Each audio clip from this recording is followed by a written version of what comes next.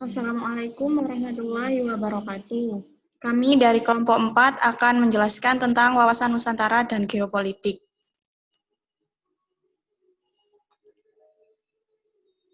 Next. Berikut nama-nama kelompok dari kelompok kami, yakni Aminatus Solihah, NIM 2005, Muhammad Zuhair Ujab, NIM 2015, saya sendiri Nindi Stifani, NIM 2020, Era Erik Erika, NIM 2021, Ersya Nur Syakina, NIM 2028, dan Safira Rahmatul Umah, NIM 2030.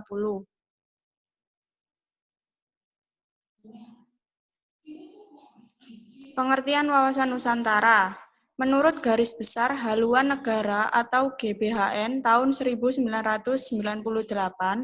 wawasan Nusantara adalah cara pandang dan sikap bangsa Indonesia mengenai diri dan lingkungannya dalam penyelenggaraan kehidupan bermasyarakat, berbangsa, dan bernegara. Menurut W. Usman, wawasan Nusantara sebagai cara pandang bangsa Indonesia mengenai diri dan tanah airnya sebagai negara kepulauan dengan semua aspek kehidupan yang beragam. Dalam dokumen ketetapan MPR tahun 1999 mengenai wawasan Nusantara adalah cara pandang dan sikap bangsa Indonesia mengenai diri dan lingkungannya yang serba beragam dan bernilai strategis dengan mengutamakan persatuan dan kesatuan bangsa serta kesatuan wilayah dalam menyelenggarakan kehidupan bermasyarakat, berbangsa, dan bernegara untuk mencapai tujuan nasional. Menurut kelompok kerja Lemhanas atau Lembaga Pertahanan Nasional pada tahun 1999, wawasan Nusantara yaitu suatu cara pandang serta sikap bangsa Indonesia mengenai diri serta lingkungan yang beragam, serta bernilai strategis dengan mengutamakan persatuan serta juga kesatuan bangsa dan juga kesatuan wilayah di dalam menyelenggarakan kehidupan bermasyarakat, berbangsa, serta bernegara untuk dapat mencapai tujuan nasional. Wawasan Nusantara adalah cara pandang bangsa Indonesia terhadap rakyat, bangsa, dan wilayah Negara Kesatuan Republik Indonesia atau NKRI yang meliputi darat, laut, dan udara di atasnya sebagai satu kesatuan politik, ekonomi, sosial, budaya, dan pertahanan keamanan. Wawasan Nusantara menjadi cara pandang tentang Indonesia yang beragam dengan orientasi mempertahankan kesatuan dan tujuan nasional. Selanjutnya akan disampaikan oleh teman saya. Hakikat wawasan Nusantara. Hakikat wawasan Nusantara adalah keutuhan Nusantara atau nasional. Arti tersebut secara luas yaitu sebagai sebuah cara pandang yang selalu utuh menyeluruh dalam lingkup Nusantara demi kepentingan nasional. Setiap warga negara dan aparatur negara harus berpikir, bersikap, dan bertindak secara utuh serta menyeluruh, semata-mata demi kepentingan bangsa dan negara Indonesia. Hal tersebut juga mencakup produk yang dihasilkan oleh lembaga negara yang wajib untuk selalu berada dalam lingkungan dan juga demi kepentingan bangsa Indonesia, serta yang terpenting tanpa mengesampingkan kepentingan daerah, golongan, dan individu.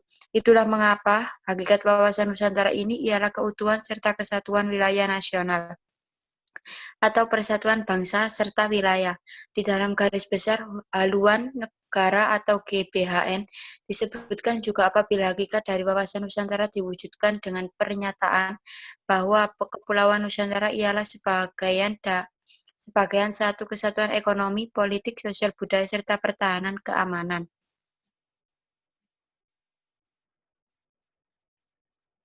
Next. Asas wawasan Nusantara. Ada 6 asas wawasan Nusantara yang terpenting untuk dipahami, yaitu yang pertama tujuan dan kepentingan yang sama, yang kedua keadilan, yang ketiga kejujuran, yang keempat solidaritas, yang kelima kerjasama, dan yang terakhir kesetiaan. Next. Fungsi wawasan Nusantara ada 4. Yang pertama sebagai wawasan pembangunan, yang kedua sebagai konsep ketahanan nasional, yang ketiga sebagai wawasan pertahanan dan keamanan, yang keempat sebagai wawasan kewilayahan. Selanjutnya akan diteruskan teman saya Ica. Baik, saya akan melanjutkan presentasi dari teman saya. Tujuan Wawasan Nusantara. Tujuan Wawasan Nusantara adalah mewujudkan nasionalisme yang tinggi dari segala aspek kehidupan rakyat Indonesia yang mengutamakan kepentingan nasional daripada kepentingan perorangan, kelompok, golongan, suku bangsa, atau daerah. Kepentingan tersebut tetap dihargai agar tidak bertentangan dari kepentingan nasional. Next.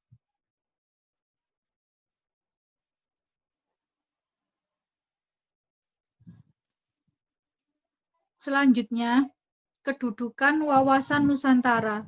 Dalam paradigma nasional, kedudukan wawasan Nusantara adalah sebagai berikut. Pancasila sebagai falsafah ideologi bangsa dan dasar negara berkedudukan sebagai landasan ideal. Yang kedua, UUD 1945 adalah landasan konstitusi negara yang berkedudukan sebagai landasan konstitusional. Yang ketiga, sebagai visi nasional yang berkedudukan sebagai landasan visional. Yang keempat, ketahanan nasional sebagai konsepsi nasional yang berkedudukan sebagai landasan konsepsional. Yang kelima, GBHN atau garis-garis besar haluan negara sebagai politik dan strategi nasional atau sebagai kebijakan dasar nasional yang berkedudukan sebagai landasan operasional. Selanjutnya akan dilanjutkan oleh teman saya. Oke, terima kasih. Saya akan lanjutkan presentasinya. Landasan Wawasan Nusantara. Landasan Wawasan Nusantara yakni ada 5. Yang pertama, landasan ideal. Yang kedua, landasan konstitusional. Yang ketiga, landasan konsepsional. Yang keempat, landasan visional. Dan yang kelima, landasan operasional. Landasan Hukum Wawasan Nusantara. Dasar Hukum Wawasan Nusantara diterima sebagai konsepsi politik kewarganegaraan yang tercantum dalam dasar-dasar hukum antara lain sebagai berikut. Tahap MPR nomor 5 MPR 1973 pada tanggal 22 Maret 1973. Tahap MPR nomor 4 1978 22 Maret 1978 tentang GBHN. Tahap MPR nomor 2 MPR 1983 12 Maret 1983 ruang lingkup tentang cakupan wawasan Nusantara dalam mencapai tujuan pembangunan nasional, kesatuan politik, kesatuan ekonomi, kesatuan sosial, budaya, kesatuan pertahanan, dan keamanan. Selanjutnya akan dilanjutkan teman saya, Mas Izur.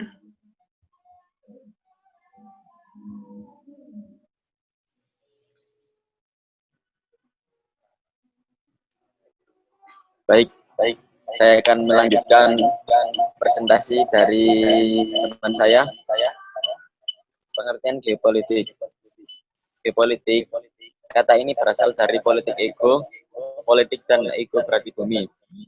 Politik berarti kesatuan masyarakat.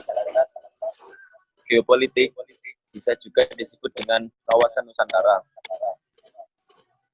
Geopolitik secara tradisional menunjukkan hubungan antara kekuatan politik dan ruang geografis.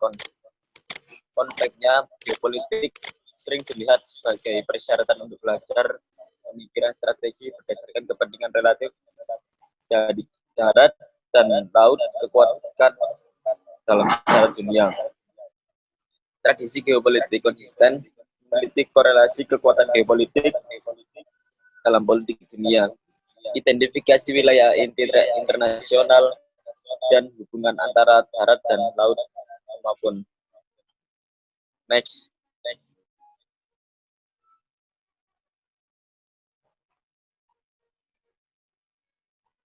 Teori kekuasaan dan geopolitik Indonesia.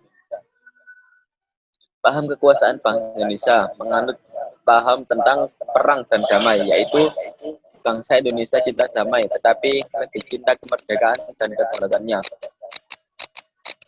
Artinya bahwa hidup di antara sesama warga bangsa dan bersama bangsa lain di dunia merupakan kondisi yang terus-menerus perlu diupayakan.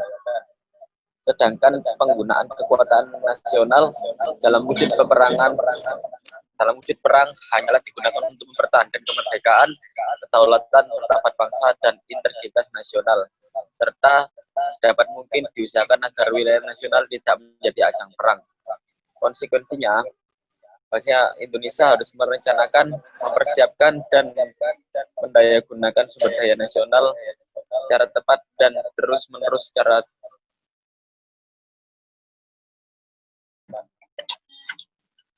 paham geopolitik Indonesia. Pemahaman tentang negara Indonesia menganut paham negara kepulauan, yaitu paham yang dikembangkan dari asas archipelago yang memang berbeda dengan pemahaman archipelago di negara-negara barat pada umumnya. Menurut paham barat, laut berperan sebagai pemisah pulau. Sedangkan menurut paham Indonesia, laut adalah penghubung sehingga wilayah negara menjadi satu kesatuan yang utuh sebagai tanah air dan disebut negara kepulauan.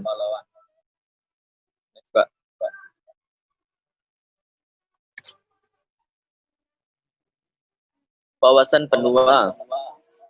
Wawasan benua mendasar pada konsep kekuatan di darat yang ditemukan oleh Sir Halford Mackinder dari tahun 1861 sampai 1947 dan Gary Haushofer. Menurut pendapat mereka, negara yang menguasai daerah Eropa Timur maka akan menguasai jantung, yang berarti menguasai pulau dunia, Rusia sampai Afrika.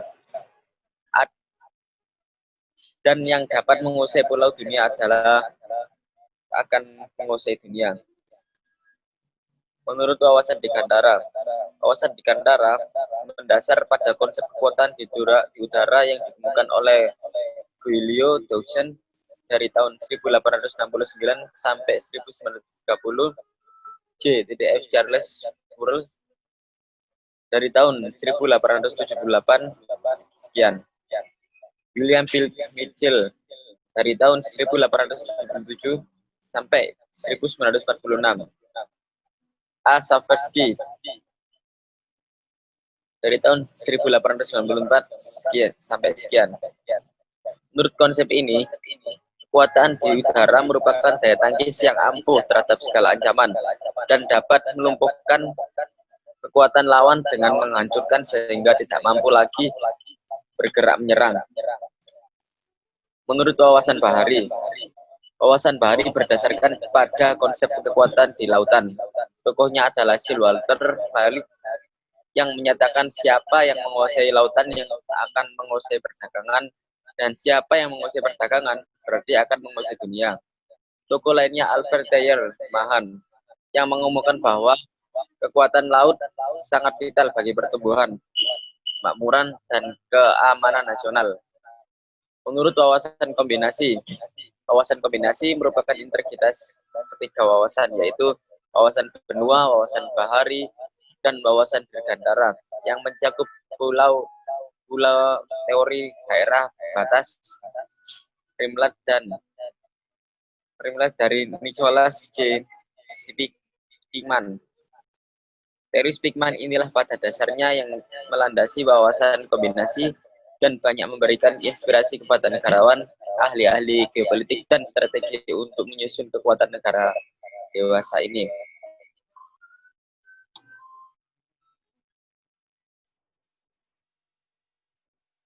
Saya akan meneruskan presentasi dari Mas Izur. Di sini saya akan menjelaskan tentang wawasan Nusantara sebagai geopolitik Indonesia. Cara pandang suatu bangsa memandang tanah air dan beserta lingkungannya menghasilkan wawasan nasional. Wawasan nasional itu selanjutnya menjadi pandangan atau visi bangsa dalam menuju tuannya. Namun, tidak semua bangsa memiliki wawasan nasional. Salah satunya adalah Inggris. Inggris adalah salah satu contoh bangsa yang memiliki wawasan nasional yang berbunyi Britain rules the wave. Ini berarti tanah Inggris bukan hanya sebatas pulaunya, tetapi juga lautannya. Adapun bangsa Indonesia memiliki wawasan nasional yaitu wawasan Nusantara. Sebagai wawasan nasional dari bangsa Indonesia, maka wilayah Indonesia yang terdiri dari daratan, laut, dan udara, di atasnya dipandang sebagai ruang hidup atau Lebensraum yang satu atau utuh. Wawasan Nusantara sebagai wawasan nasionalnya bangsa Indonesia dibangun atas pandangan geopolitik bangsa.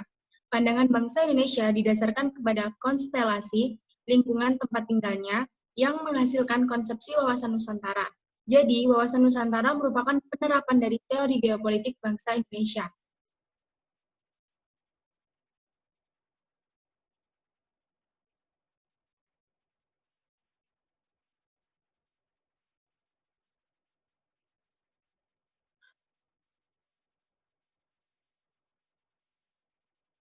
Wawasan Nusantara berasal dari kata wawasan dan Nusantara. Wawasan berasal dari kata wawas atau bahasa Jawa yang berarti pandangan, tinjauan, atau penglihatan indrawi.